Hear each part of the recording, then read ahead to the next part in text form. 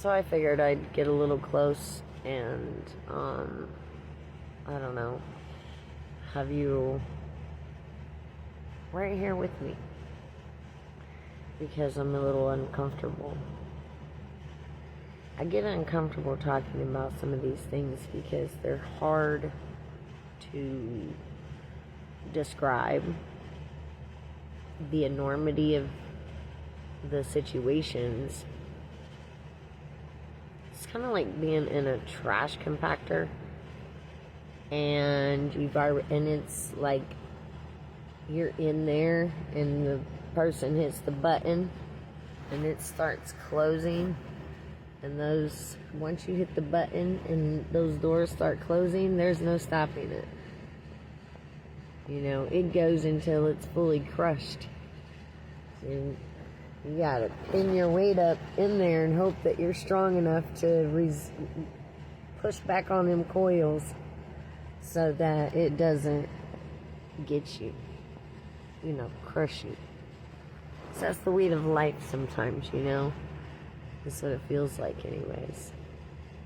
It's to crush you.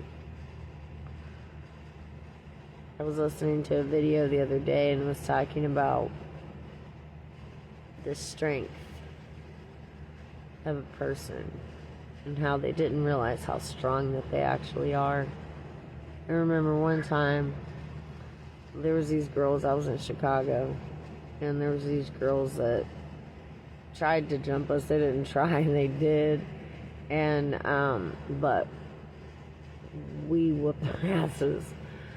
And I think I fought, let me see how many girls it was. It was 1, 2, 3, 4, 5. I think it was 5 women. And then we left out of there and there was like 30 women chasing us. I turned around and I was like, "What? You want a piece of me? Come and get it." And the girl stopped and she was like, no, I'm cool, get out of here.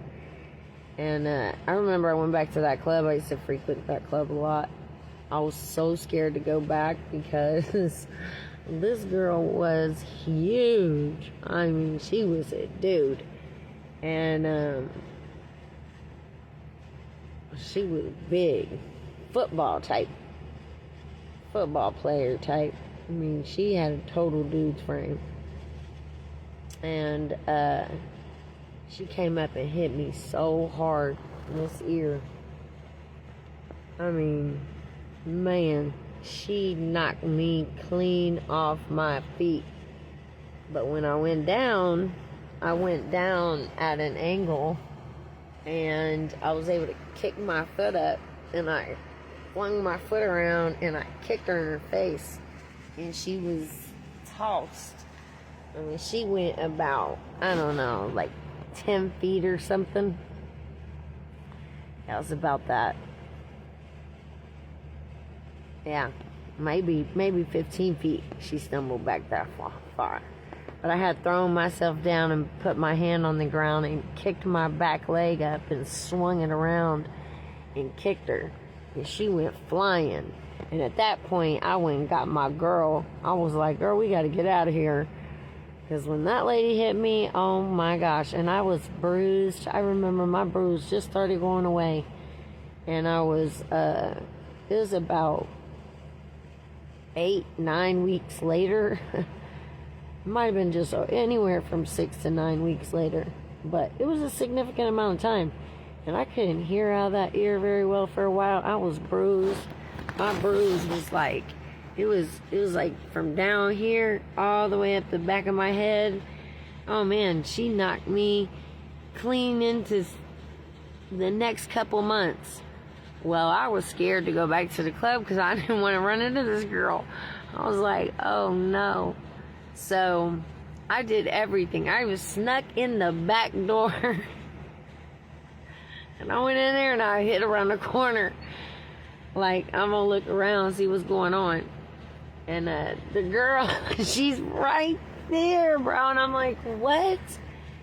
Oh my gosh, if she knew how scared I was. And she goes, yo, no. She had walked up to the counter.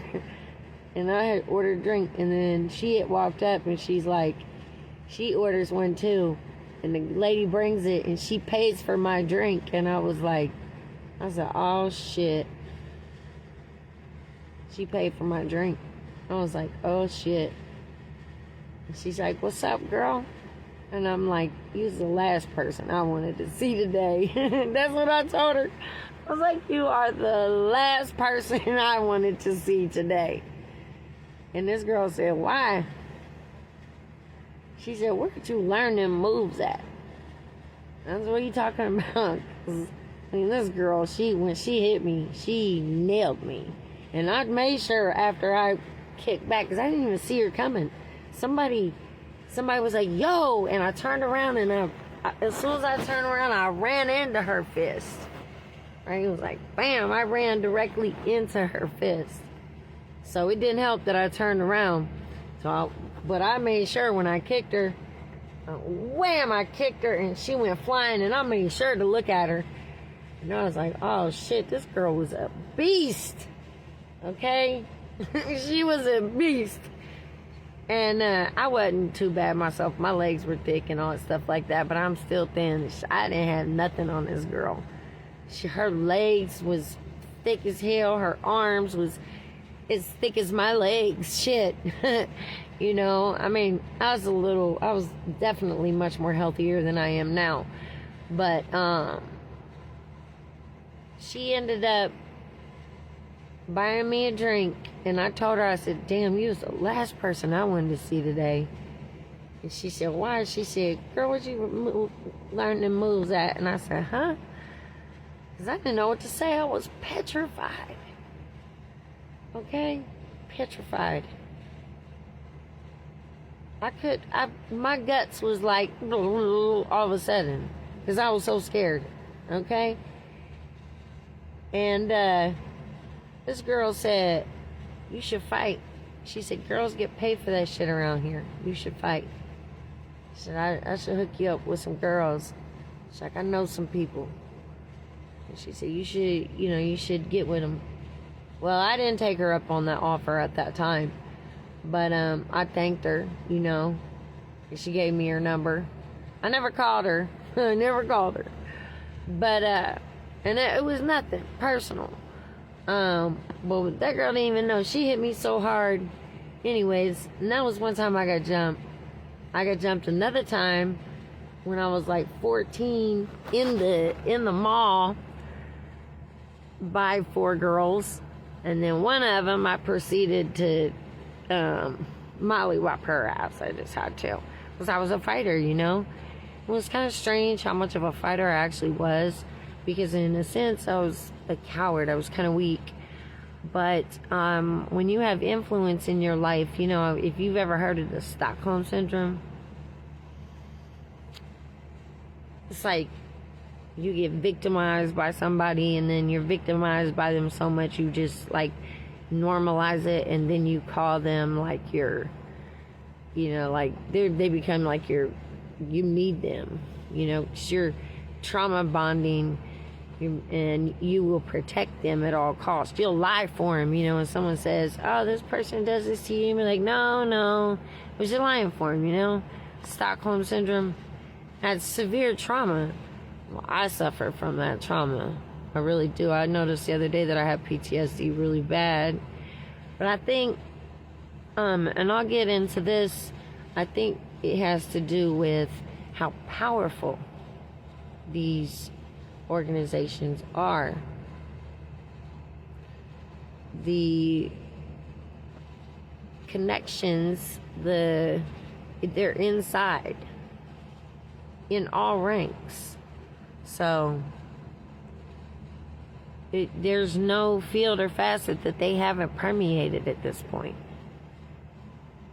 So maybe it's that. Maybe it's the fact that they're very powerful and they're connected. And people trust them. It's a lot of people that you wouldn't think. So maybe that's why I feel that way. But who knows? Record 2.